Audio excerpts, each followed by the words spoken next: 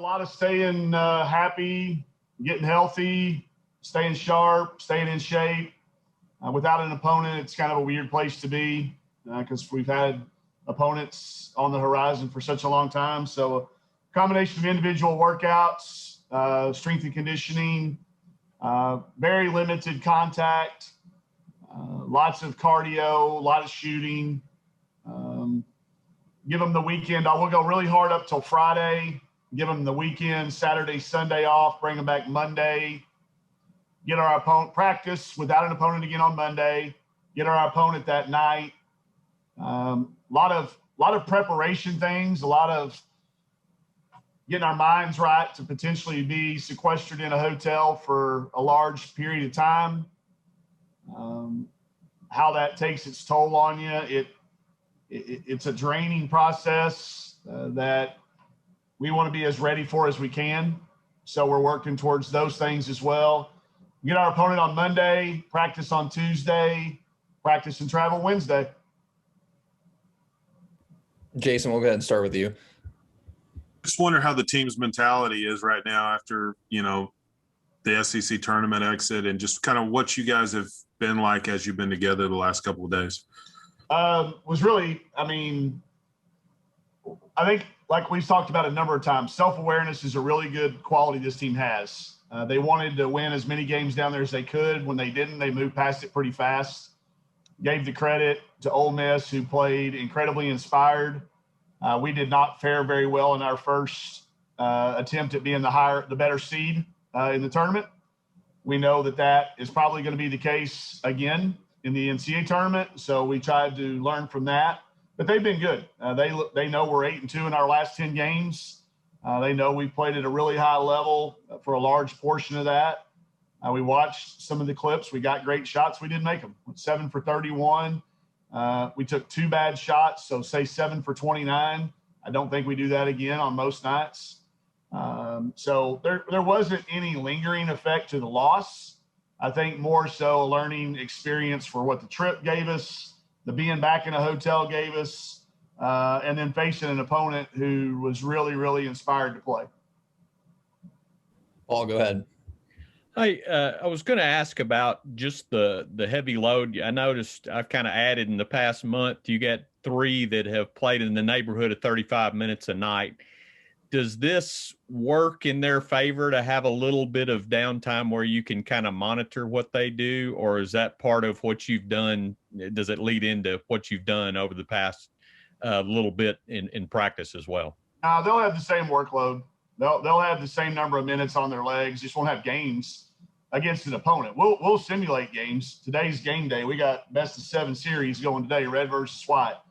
But 35 minutes late in the year, that's pretty common. If you look at what's happening at the teams that are in the top 15 and top 25, they've got kids averaging more than that. So I like where the rotations are at, like where the depth's at. They're all as healthy as you can expect, being from a team that has played more games than anybody to date in the country. So we won't change anything. We'll keep it rolling. We just won't have an opponent that's not part of our team the rest of the day.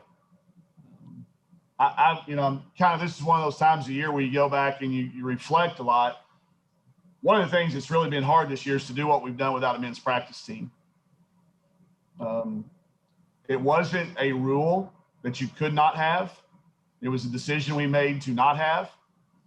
A lot of teams had it. A lot of teams are still using it. But that's one thing I think we're going to look back on and think that, we've had to overcome not having that. So we'll do that again, but I'm not going to change it this last week of the season, so their loads on their legs will be, they'll be as fresh as they've been in a while. I do think that. So probably to your point, yeah, it will be helpful. Okay. Russell, go ahead. It was this time last year when, everything got shut down. We're waiting to find out where you're going. Have you had time to reflect on just what you've been through this year overall, or are you too focused on where you're headed right now? I probably wouldn't have had, but we're doing a little thing around campus. So the 1-year anniversary. So we had a little set down. So I did do that, but yeah, I have. And it's I'm going to tell you what, I think that we have learned a lot of things, a lot more things moving forward that we're going to continue to do that are beneficial than like challenges. Like the challenges were what they were. You have challenges every year, but I think we learned a lot of things that we can do in a positive manner, even when the pandemic's not here.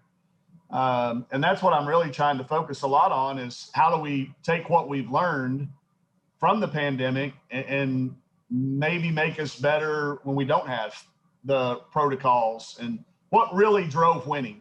You know, what was really important. How important are shoot arounds? How important is traveling the day before a game? You know, it's not going to be us. I'm going to talk to my friends. I'm going to talk to other people that were in similar situations and see if there's not some things that we can't learn from it. But I can tell you the biggest takeaway, Russell, is that the appreciation level that these kids have displayed is at an all-time high. You know, I've been around teams at this time of the year have a little bit of sense of entitlement. Like, man, where's our NCAA gear? Where's our new stuff? That's not coming out of this group. They just want to know what the plan is. Are we getting to play? Are we still going to get to play? So I do think that group is going to be one that kind of now sets the bar for what you're supposed to be acting like during this week.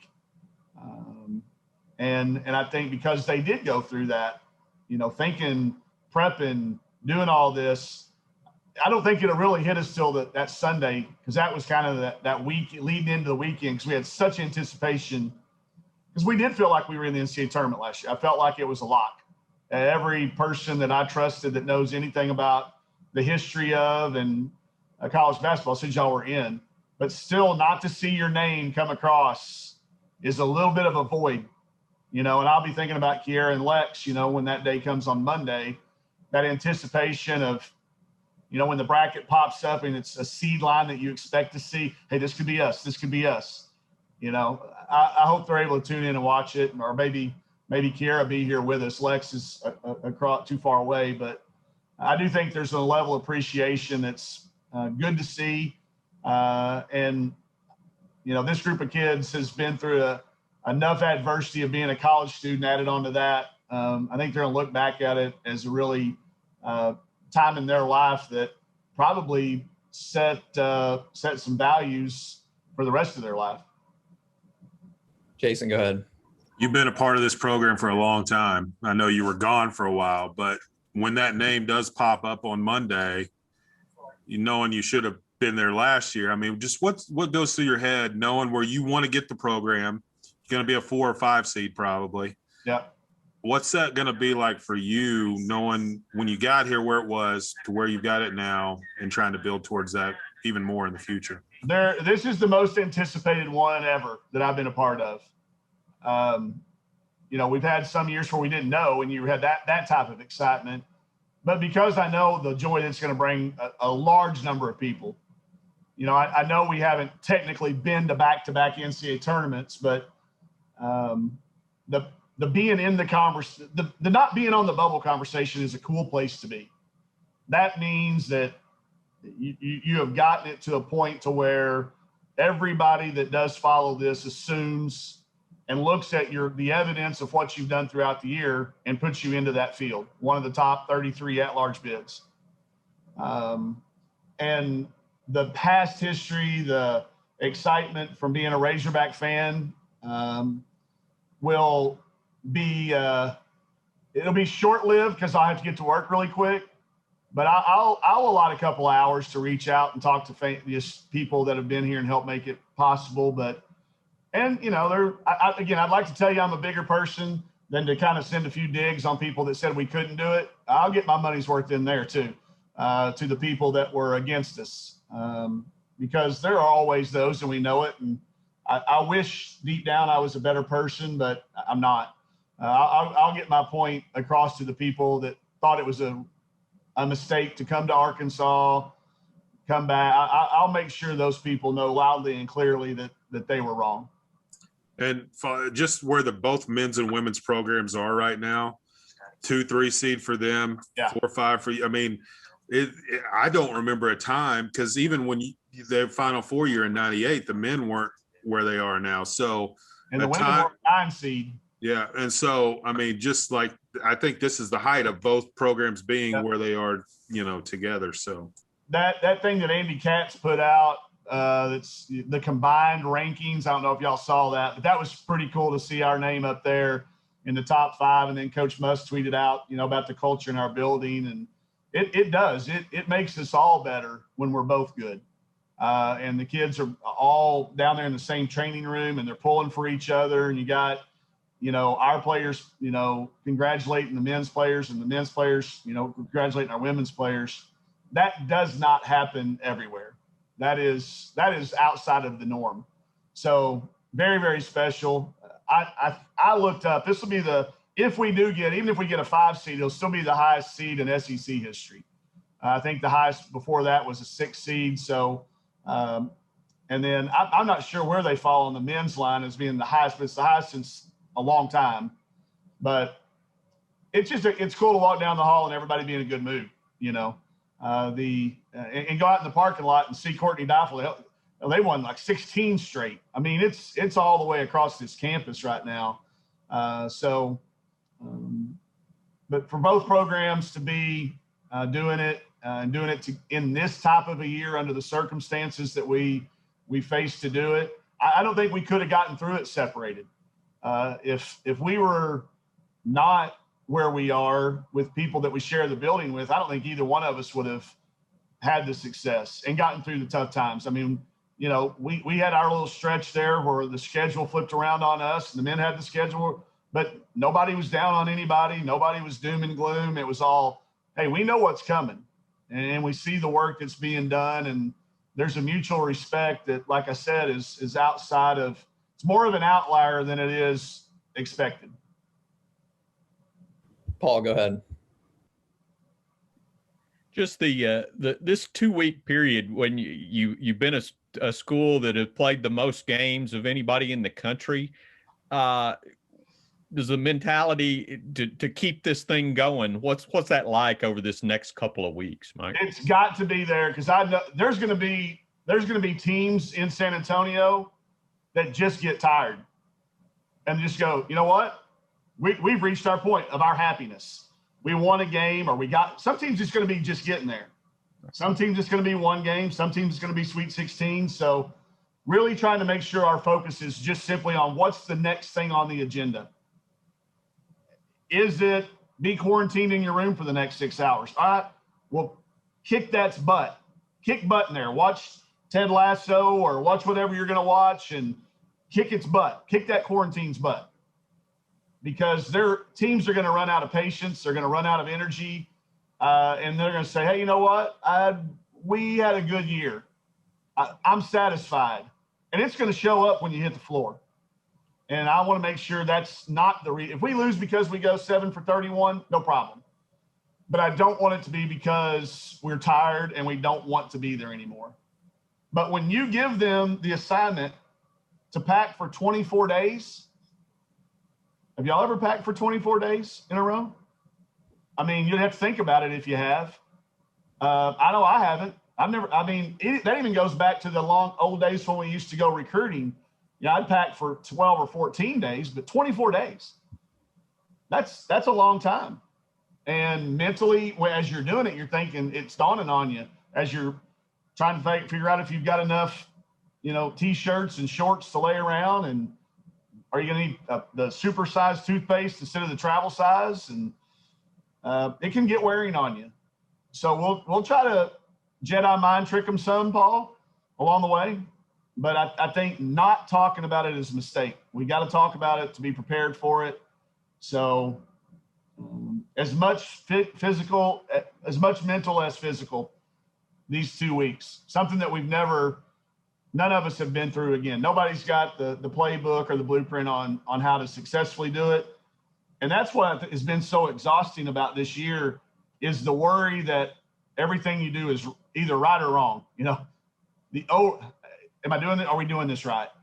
And the exhaustiveness of those decisions has an accumulating effect that I hope we're all able to get through together. Russell, go ahead. You may not know who you're playing just yet, but you know where you're going. Amber's hometown. what do you expect, out of her this week leading up to that, and maybe not rely on her to go places to eat, but maybe order in? Yeah, exactly. When she saw that they had gotten the Final Four, it's always been talked about for a long, long time. So even though she's not going to be able to get out and do or see the people maybe that she would have, it's still special for her to be back. She got interviewed by a couple of San Antonio local things last week, and you can just hear it in her voice, a little pep in her step.